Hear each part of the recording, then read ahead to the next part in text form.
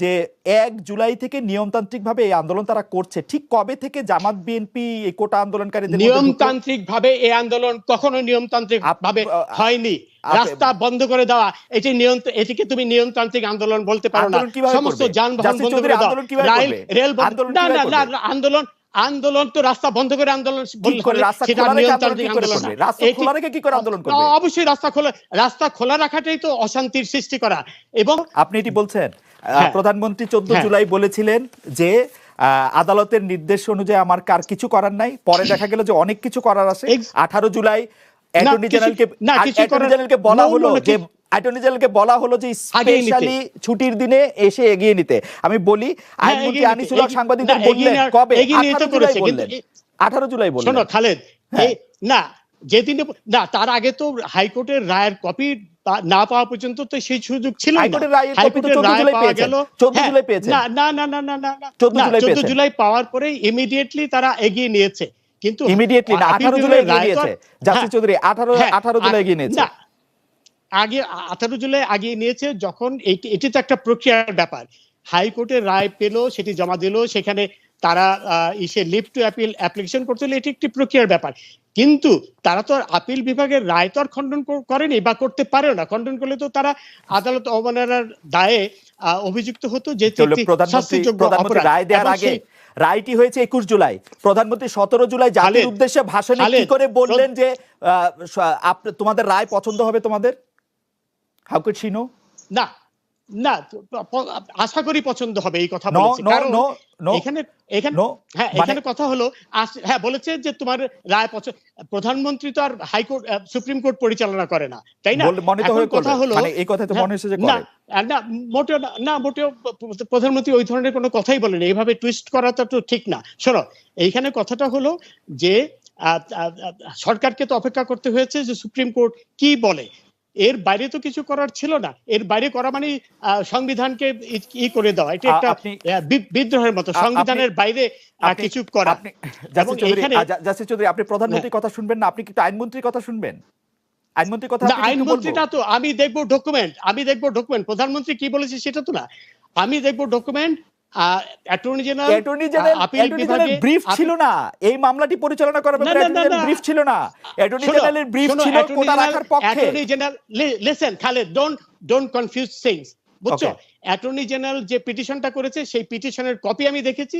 সেই পিটিশনে তারা চেয়েছে যে হাইকোর্টের রায় বাতিল করা হোক, এবং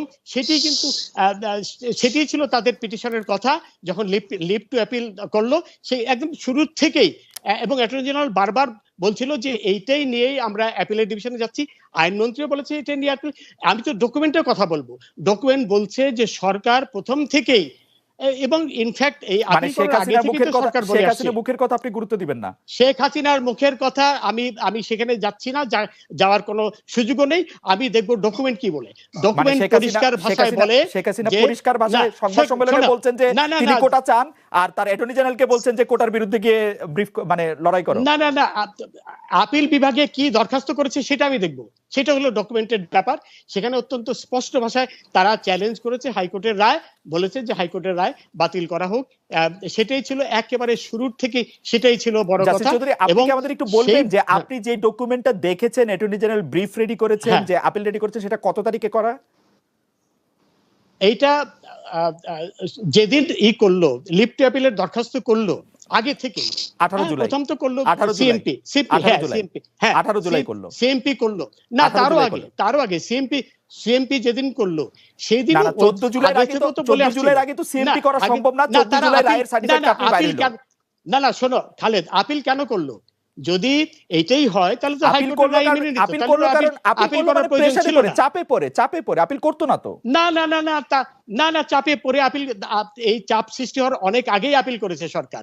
আপিল করার তো একটা সময় থাকে, সেই সময়সীমার মধ্যে তখন কিন্তু এইসব সৃষ্টি হয়নি। এইসব শোনো, অত্যন্ত স্পষ্ট যে একটি কুচক্রী মহল, যে 71-এর পরাজিত অপশক্তি বিএনপি, শিবির, জামাত, এরা মিলে এই এই ঘটনাটি ঘটিয়েছে, এই পরিস্থিতি সৃষ্টি করেছে একই উদ্দেশ্যে সরকার পতনের কারণ ঘটানোর জন্য, যেটি তারা গত বছর অক্টোবরে জাসির চৌধুরী আমরা আবার আপনার কাছে আসবো। আমরা গত কয়েকদিন ধরে আপনার কথা শুনতে পাচ্ছি, আমরা শুনছি আপনার সুচিন্তিত মতামত। আমি শুধু এইটি জানতে চাইবো যে জাসির চৌধুরী, আপনি কি আমাকে একটু বলবেন যে 1 জুলাই থেকে নিয়মতান্ত্রিক ভাবে এই আন্দোলন তারা করছে, ঠিক কবে থেকে জামাত বিএনপি এই কোটা আন্দোলনকারীদের নিয়মতান্ত্রিক ভাবে এই আন্দোলন কখনো নিয়মতান্ত্রিক ভাবে হয়নি। রাস্তা বন্ধ করে দেওয়া এটিকে তুমি নিয়মতান্ত্রিক আন্দোলন বলতে পারো না। সমস্ত যানবাহন বন্ধ করে দেওয়া, রেল বন্ধ, আন্দোলন আন্দোলন তো রাস্তা বন্ধ করে আন্দোলন সেটা নিয়মতান্ত্রিক আন্দোলন। অবশ্যই রাস্তা খোলা রাখাটাই তো অশান্তির সৃষ্টি করা, এবং সমস্ত মানুষের সমস্ত যানবাহন সমস্ত মানুষের চলাচল সব বন্ধ করে দিয়েছিল।